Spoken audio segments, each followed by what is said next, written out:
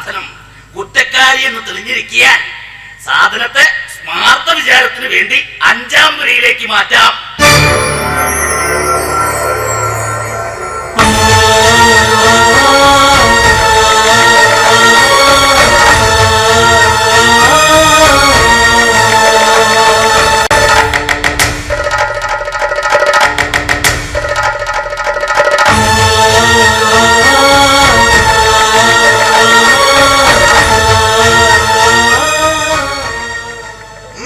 സാധനത്തെ അകത്തേക്ക് ആക്കുക.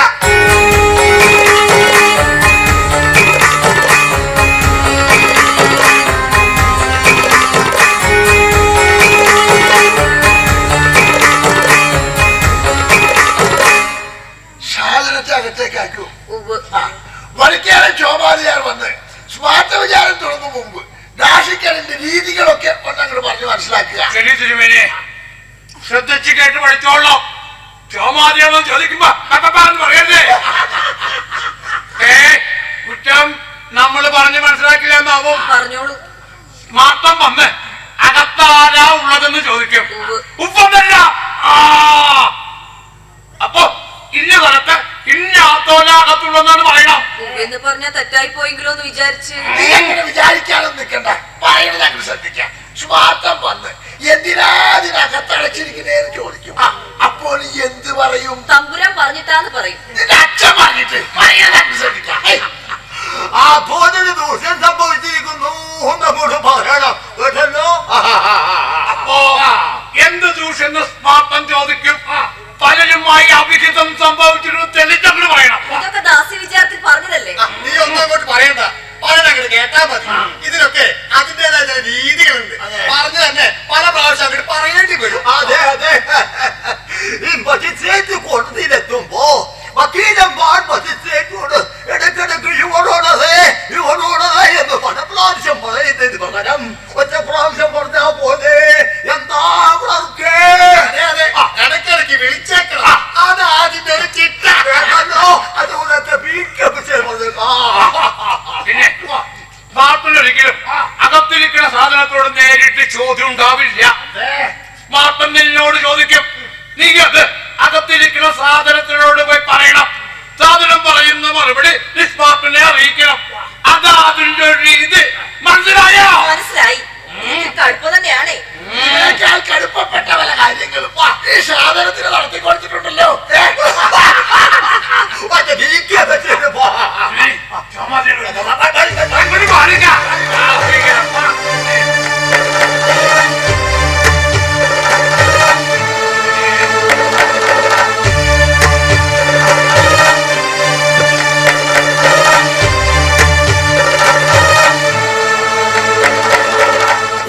പൂർത്തിയായില്ലേ? പിന്നെ സ്മാർട്ട വിചാരങ്ങൾ ആരംഭിക്കാം.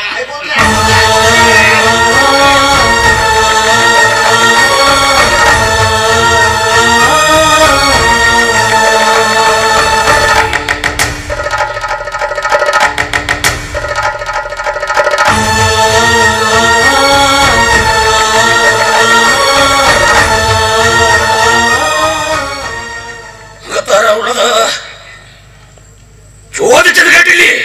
അകത്താരാ ഉള്ളതെന്ന്. കുറിയെടുത്ത രാമന്നപൂരിയുടെ അന്തർജനം താത്രിയാണ്. ഇപ്പോ സാധനം എന്ന് എല്ലാരും വിളിക്കുന്നു.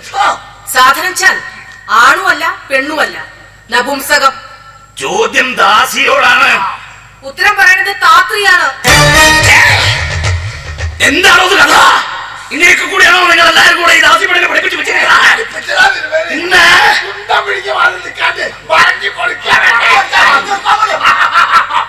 അകത്തുള്ളത് കുറിയെടുത്ത അന്തർജനാണ്. ആ അന്തർജനത്തിന് എന്തിനാ അകത്തടച്ചു വെച്ചിരിക്കണേ? നിക്ക് പലരുമായും അവിഹിതം സംഭവിച്ചിരിക്കുന്നു. ചോദ്യം ദാസിയോടാണ്. എന്തിനാ ഈ പെടാപാടൊക്കെ? ചോദ്യം എന്നോട് നേരിട്ടാവുമ്പോ കാര്യങ്ങൾക്കൊക്കെ ഒരു എളുപ്പമുണ്ടാവും. പാവം മാധവിയെ ദണ്ഡിപ്പിക്കുകയും വേണ്ട.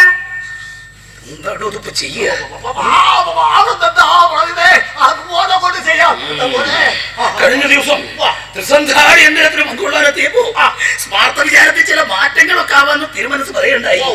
എങ്കിൽ പിന്നെ നേരിട്ട് തന്നെ ആയാലോ? കണ്ടിരിക്കാൻ ഇല്ലാത്തല്ലേ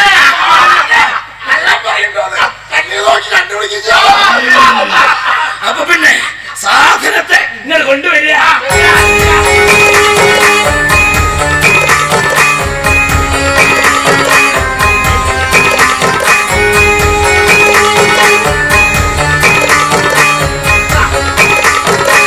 ചോദ്യങ്ങളാവാം. ആദ്യമായിട്ട് അഭിഹിതം സംഭവിച്ചത് ആരുമായിട്ട് എപ്പോ എവിടെ വെച്ച് പറയാ? ആദ്യമായിട്ട് എന്നെ നശിപ്പിച്ചത് നമ്പ്യാത്തൻ മൂസാമൂരിയാണ്. ഭർത്താവിന്റെ ജ്യേഷ്ഠൻ. വിവാഹത്തിന് മുൻപ് 10ാം വയസ്സില് സ്ഥലം കുളപ്പടവ്. അതിനെ കുറിച്ചൊന്ന് വിശദീകരിക്കാം.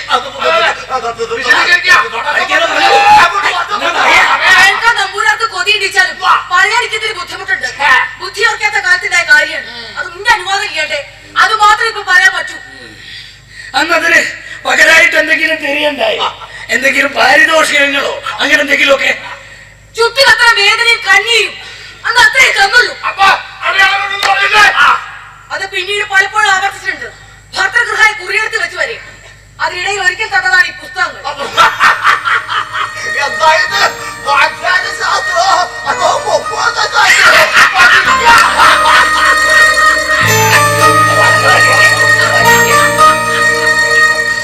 പിന്നീട് ആരുമായിട്ടാ പറയാ? അമ്മാവൻ ഓക്കിലത്ത് കേശവൻ നമ്പൂരി ക്ഷേത്രത്തിലേക്ക് തൊഴാൻ പോകുമ്പോ പാടത്തെ കളപ്പുരയിലേക്ക് വിളിച്ചു. എന്റെ ജാതകം നോക്കണ്ടായി എന്ന് പറഞ്ഞു. അത് ദുഷ്പേരി കേൾപ്പിക്കുന്ന കണ്ടതായി പറഞ്ഞു. പിന്നെ അമ്മാവൻ ദൂഷ്യം പ്രവർത്തിച്ചു. അതിനുശേഷം എന്താ എന്ന് പറയാ? ഞാൻ കരഞ്ഞു. പിന്നെ അമ്പലത്തിൽ പോയി. എന്നിട്ട് കുളിക്കാതെയാണോ അമ്പലത്തിലേക്ക് പോയത്? ഞാൻ കുളിക്കാഞ്ഞതോ ഓക്കിലത്ത് നമ്പൂരി നശിപ്പിച്ചതോ ഏതൊരു കുറ്റം? അതൊന്നും നീ പരീക്ഷിക്കേണ്ട. അതൊക്കെ ഞങ്ങള് വലിയ അടയാളായിട്ട് കാണിക്കാനുള്ള ഒരു മാലയാണ്. പിന്നെ ആ നമ്പൂരിന്റെ ശരീരത്തില് വ്രണം വന്ന് പഴുത്ത വലിയൊരു പാടുണ്ട്. ഇനി പറയാൻ പോണ പലർക്കും ഇതിനേക്ക് ഇറക്കിയ അടയാളങ്ങളുണ്ട്. കേട്ടാൽ ഇറക്കിയ സ്വഭാവ വൈകൃതങ്ങളുണ്ട്. കുളിച്ചാൽ വിട്ടുമാർത്ത ദുർഗന്ധമുണ്ട്. കുട്ടഞ്ചേരി കൃഷ്ണപ്പട്ടത്, കേരളത്തെ കൃഷ്ണൻ നമ്പൂരി, താമൂട്ടൽ രാമപ്പട്ടത് ഓരോന്നോരോന്നായി പറഞ്ഞു തുടങ്ങാൻ ഞാൻ എഴുതിയെടുക്കാൻ കടലാസും എഴുതാൻ ചിലപ്പോൾ ബഷിയും പോരാതെ വരും. അത്രയ്ക്ക് അനുഭവിച്ചിരിക്കുന്നു. അത് അത്രയും കേൾക്കാൻ തുടിച്ച തുടരാൻ പോലത്തെ വിചാരം.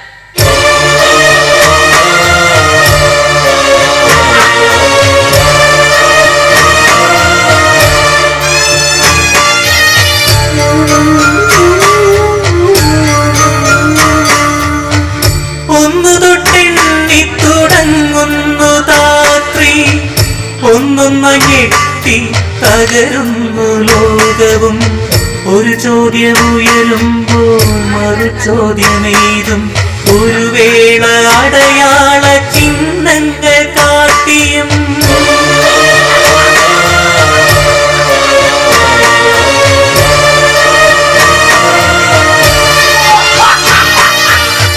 അരുതന്റെ പേരവൾ ചൊല്ലല്ലേ എന്നോർത്തും ഈരേഴു ലോകങ്ങൾ ഒരുമിച്ചു കണ്ടും നീതിയും ന്യായവും സ്മൃതിയും നിരത്തി നീളുന്നു വീണ്ടും ഈ കാപട്യ നാടകം.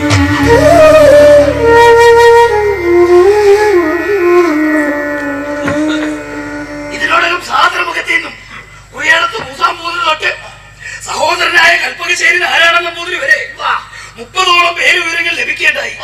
ഇനിയും ഏറെ പേരുകൾ വെളിപ്പെടുത്താനുണ്ടെന്ന് സാധനം പറയുകയാലും കുറ്റാരോപണരായക്കുമേൽ ഇനിയും തെളിവെടുപ്പ് ആവശ്യം വരികയാലും ഇന്നത്തെ സ്മാർത്ത വിചാരം അവസാനിച്ചിരിക്കുന്നു. ഏതായാലും ഒരു കാര്യത്തിൽ മാത്രം നാം ഇന്ന് തീർപ്പ് കൽപ്പിക്കണോ? വിവാഹത്തിന് മുൻപും പരപുരുഷ ബന്ധമുണ്ടായിരുന്ന ഒരു പുഞ്ചടിയെ വേളികളിച്ചതോടെ തന്നെ മറ്റൊരു ശങ്കയോ വിചാരമോ കൂടാതെ സാധനത്തിന്റെ ഭർത്താവായ രാമൻ അശുദ്ധരെന്ന് തെളിഞ്ഞിരിക്കുകയാൽ ഈ സ്മാർത്ത വിചാരത്തിൽ കുറിക്കപ്പെടുന്ന ഭ്രഷ്ടരുടെ പട്ടികയിൽ ആദ്യ പേരായി കുറിയാടത്ത് രാമൻ നമ്പൂതിരി എന്ന് എഴുതി ചേർക്കാൻ നാം നിശ്ചയിച്ചിരിക്കണോ?